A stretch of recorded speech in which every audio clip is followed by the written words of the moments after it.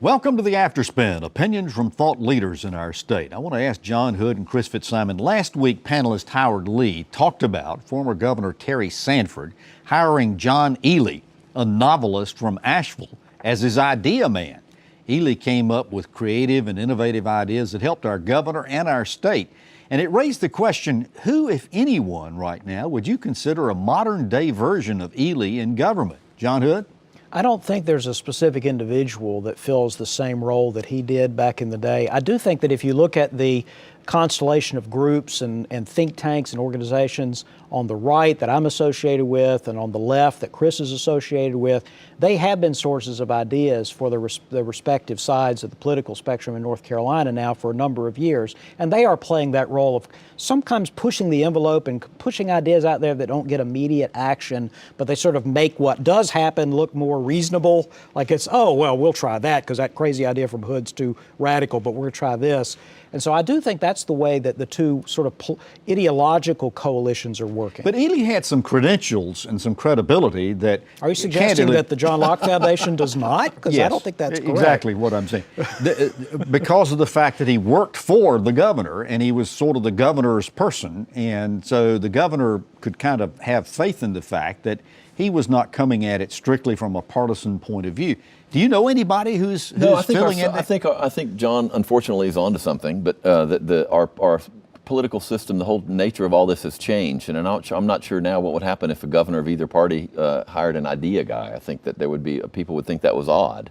I'm not sure I would necessarily think it's a bad idea, but I think we sort of morphed into a different way of doing things. It's outside groups, it's outside individuals, it's interest groups on all sides. I think there are plenty of really bright, smart, capable people who are innovators. I think a lot of Republicans would think maybe the state treasurer, Del Falwell, almost fits in that category for me. Mandy Cohen, the HHS secretary, I think is probably the most qualified cabinet secretary in my lifetime and has a lot of amazing ideas, but the system is not designed for radical innovation at the moment. And I think that's part of the struggle. I put Jim Trogdon in that category also at DOT because I think he's one of them also. All right, so the last part of this is, could we use one?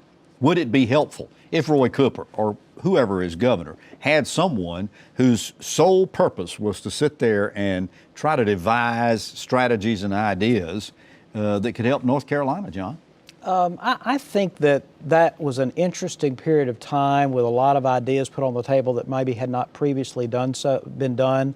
I think right now the system we have that does provide real expertise on issues of people who have studied or worked in areas for many years, but whether they're on the left or the right, I think serves the state pretty well. Okay. I don't disagree with that. I do wish we had more thoughtful debate about big ideas, and I wish we had more bipartisan commissions on the big issues of the day, whether it's structures or government or education or whatever, and we could get some buy-in about the best way to do things. I feel like that's something that's really missing. We haven't had a big, high-powered commission look at things and come to some consensus in a long time. And we used to be a state that had some big ideas. We don't do that. Isn't that what that Duke Institute that you helped start was supposed to do? The North Carolina Leadership Forum is designed to convene leaders to talk, but it's very much a private conversation. It's not designed to create a policy agenda. I think a better example would be the Chief Justice's recent commission on the administration of law and justice, which did have some significant proposals, many of which I think are being implemented by the court system. Well, thank you for watching the After Spin. We'll have more video all during the week on ncspin.com.